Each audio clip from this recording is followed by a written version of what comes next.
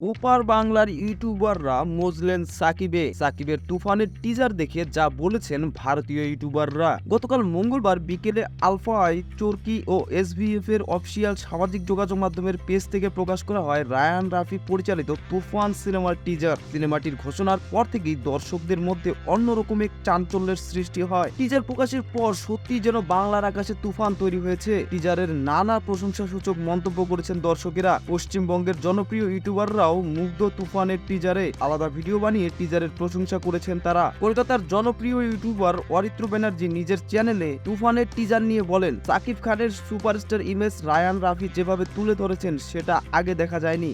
এছাড়া টিজারে সাকিব খানের অভিনেতা সত্তাকে বেরিয়ে আসতে দেখা গেছে। টিজারের শেষ দৃশ্যে যেখানে বাথটাবে সাকিব খান বসে আছেন, চারপাশে আগুন জ্বলছে, দৃশ্যটি দেখতে ব্যাপক লাগছে। সাকিব চিৎকার করছেন, দৃশ্যটিতে তার অভিনয় দিকটি উঠে এসেছে। এছাড়া মাত্র কয়েক সেকেন্ডের উপস্থিতিতে চঞ্চল চৌধুরী নিজের যাত্রী নিয়েছেন, সেটা উল্লেখ করেছেন অরিত্র।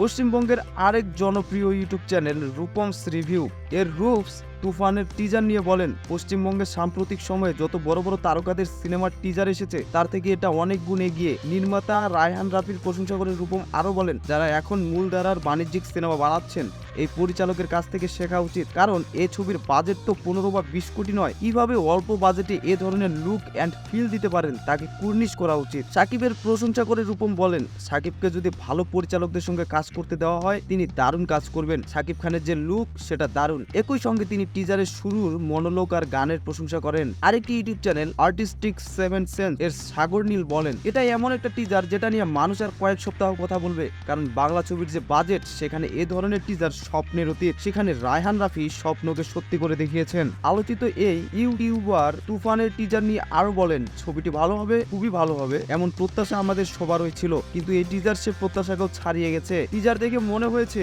রাফি তারকা সাকিব খানের সঙ্গে অভিনেতা সাকিব খানকেও ছবিতে তুলে এনেছেন। সাগর নীল তুফান এলোর এই গানটির প্রশংসা করেন। 3 ইউটিউবারই তুফানের প্যান ইন্ডিয়ান বা সর্বভারতীয় মুক্তি দেওয়ার পরামর্শ দেন।